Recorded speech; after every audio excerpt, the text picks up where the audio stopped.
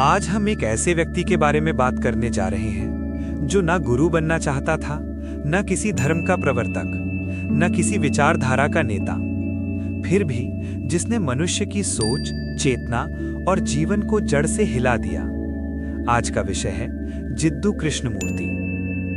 जिद्दू कृष्णमूर्ति का जन्म 11 मई 1895 को आंध्र प्रदेश के मदनपल्ले नामक छोटे से कस्बे में हुआ था। उनका बचपन बिल्कुल साधारण था। वे बहुत शांत, संकोची और कमजोर बच्चे माने जाते थे। स्कूल के अध्यापक तक उन्हें औसत से भी कम समझते थे। लेकिन उनका जीवन तब अचानक बदल गया जब थियोसॉफिकल सोसाइटी ने उन्हें विश्व शिक्षक घोषित कर दिया। दुनिया भर में ये घोषणा की गई कि यही वो व्यक्ति हैं जो मानवता को सत्य का मार्ग दिखाएंगे।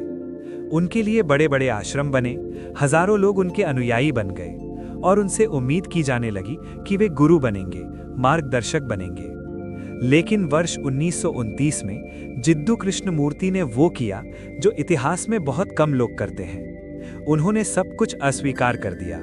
उन्होंने कहा, सत्य किसी रास्ते पर नहीं चलता, सत्य किसी संगठन, गुरु या धर्म में बंद नहीं किया जा सकता। उस दिन के बाद वे ना गुरु रहे, ना शिष्य बनाए और ना किसी पंथ की स्थापना की।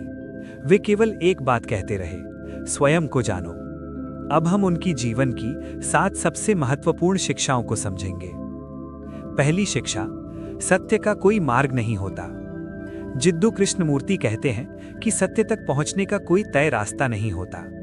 यदि आप किसी गुरु का अनुसरण कर रहे हैं, किसी ग्रंथ को अंतिम सत्य मान रहे हैं, तो आप सत्य को नहीं, केवल किसी और के विचार को मान रहे हैं।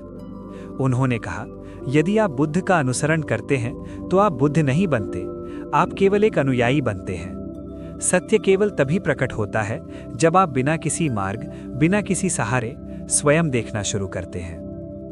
दूसरी शिक्षा, भय भविष्य से पैदा होता है।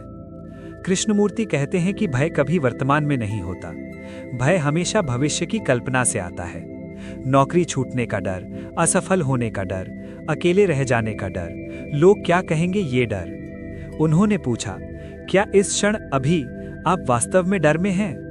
अधिकतर भय या तो बीते हुए कल से आता है या आने वाले कल से।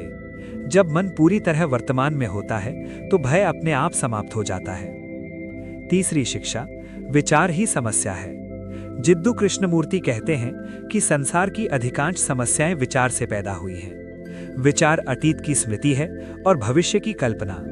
जब आप किसी व्यक्ति को देखते हैं तो आप वास्तव में उस व्यक्ति को नहीं देखते, आप उसके बारे में अपनी पुरानी यादें देखते हैं। इसी कारण ईर्ष्या, तुलना, क्रोध, अहंकार पैदा होता है।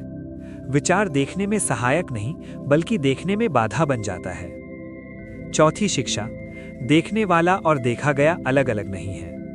कृष्णमूर्ति कहते हैं, आप कहते हैं कि मुझे गुस्सा आ रहा है, लेकिन सच्चाई ये है कि आप ही गुस्सा हैं। देखने वाला और जो देखा जा रहा है दो अलग अलग चीजें नहीं हैं। जब ये विभाजन समाप्त हो जाता है तो संघर्ष भी समाप्त हो जाता है। जब आप अपने क्रोध को बिना अलग किए देखते हैं तो वो स्वयं शांत होने लगता है। पांचवी शिक्षा, संबंध आत्मज्ञान का दर्पण है।